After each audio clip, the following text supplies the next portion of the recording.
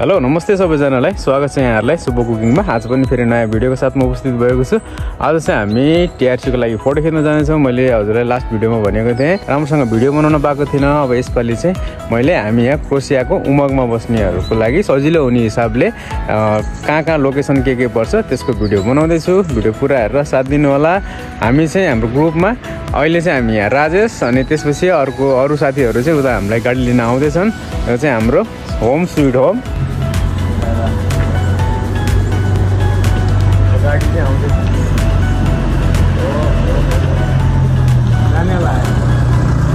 Hello bro. Morning. How are you? Good morning.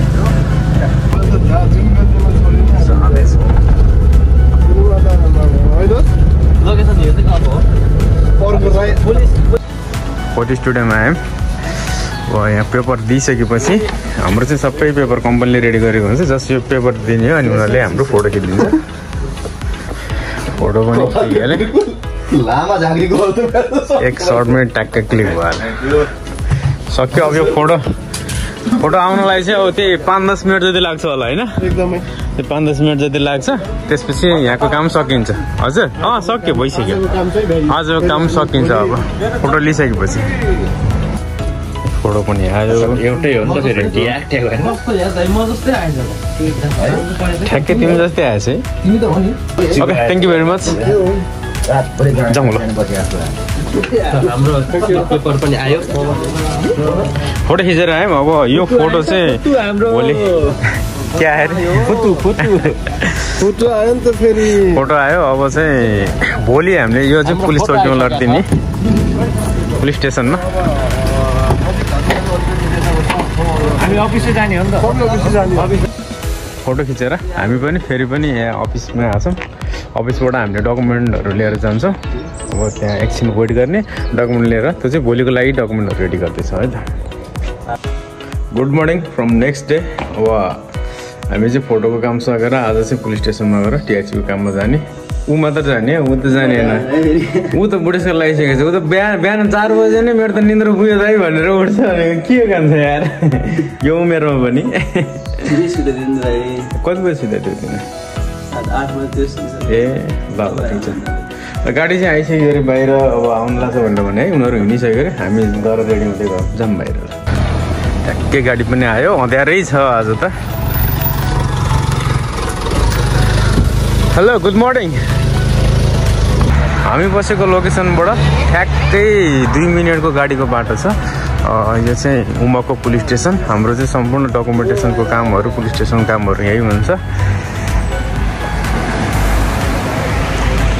अब यहाँ हामी नै हो सबैभन्दा फर्स्टमा आएको। अरू कोही पनि छैन। सायद आज काम छिटै हुन्छ होला। पहिला चाहिँ एकदम निन्द्रामै है।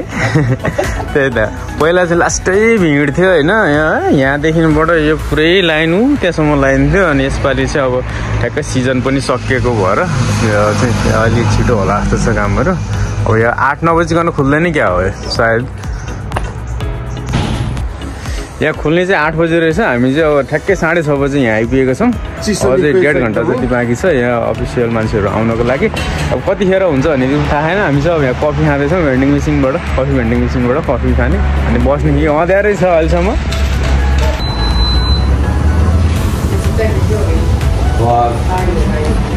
कफी खाइयो हामीले चाहिँ।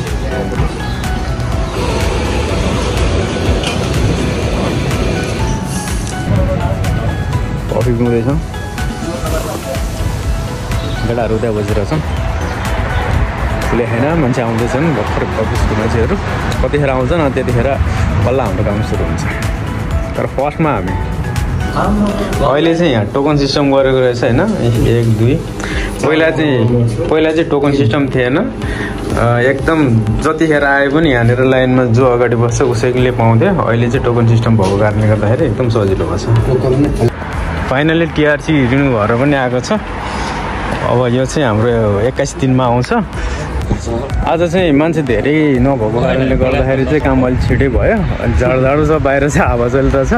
यदि यो हामीलाई टिआरसी कार्ड इमर्जेन्सी चाहिएको छ भने चाहिँ हाम्रो कम्पनीसँग कुरा गरेर अनि उहाँहरूले चाहिँ त्यही अनुसारले डकुमेन्ट बनाइदिनुहुन्छ र यहाँबाट चाहिँ यहाँबाट पुला जानुपर्छ अरे पुला गइसकेपछि त्यहाँ 70 युरो पे गर्नुपर्छ अरे अनि 5 दिनमा बल्ल हाम्रो टिआरसी कार्ड आउँछ अरे त्यो कुरा चाहिँ मैले आज बुझेको थिएँ हाम्रो एकजना दाइले सोध्ने भनेर भन्नुभएको थियो पुलिस स्टेसनको काम सकेर हामी चाहिँ यता सिसाइडतिर घुम्न आएको थियौँ यसो माइन्ड फ्रेस गर्नको लागि अरू सबैजना साथीहरू चाहिँ गइसक्नु भयो उहाँहरूको चाहिँ दिउँसो ड्युटी भएर मेरो र राजेशको चाहिँ आज छुट्टी भएको कारणले गर्दाखेरि हामीले खाना पनि खाएको छैन अहिले लगभग 11:30 जति हुन लागिसक्यो यसो घुम्दैछौँ अब हामी यहाँबाट घुमेर रुमतिर जान्छौँ खाना बनाएर खान्छौँ त्यसपछि हजुरहरूलाई पछिको भिडियो देखाउँछौँ अब हाम्रो 21 दिनपछि ओरिजिनल टिआरसी कार्ड आउँछ म त्यो हजुरहरूलाई देखाउँछु है त फाइनली आज चाहिँ हाम्रो ठ्याक्कै 22 दिन भएको छ हामीले यो टिआरसीको लागि अप्लाई गरेर आएको अब यो 22 दिन खास गरी हामीलाई 21 दिनमा बोलाउनु भएको थियो अनि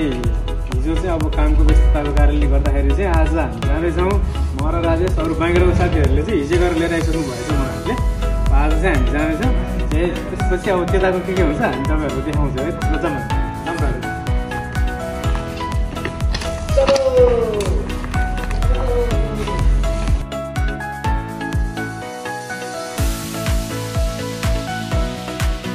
यस फाइनली हाम्रो कार्ड आइसकेको छ लगभग हाम्रो चाहिँ पुरानो कार्ड दिँदै राख्नुभयो र अब अरू साथीहरूको मैले अरूमा देखेको थाहा पाएको चाहिँ पुरानो कार्डहरू पनि दिनुहुन्थ्यो तर हाम्रो चाहिँ पुरानो कार्ड यतै राखेर नयाँ कार्ड मात्रै दिनुभएको छ टिआरसी पनि आइसकेको छ अनि राजेश कस्तो लागिरहेछ त टिआरसी कार्ड आएपछि खुसी लागिरहेको पाइयो अब जता घुम्न गए नि भयो होइन अनि कहाँ घुम्न जाने प्लान छ त अब सोच्नै पर्छ अब कहाँ जाने हो ल अब पाइसकेपछि जता गए नि भयो होइन अब यो अब सेन्जन कन्ट्री जता घुमे पनि पाइयो होइन त अनि यहाँको प्रोसेसहरू मैले सबै भिडियो बनाएर कलेक्ट गरेको छु त्यो चाहिँ म हजुरहरूलाई एकैछिनमा एड्रेस गरेर सेयर गर्दैछु कस्तो लाग्यो त आजको भिडियो कमेन्ट गर्नु होला अनि यस्तै इन्फर्मेटिभ भिडियोहरू हजुरहरूलाई चाहिन्छ भने हाम्रो सुपर कुकिङ युट्युब च्यानललाई सब्सक्राइब गर्नु होला अनि कमेन्ट गर्नु होला thank you for watching by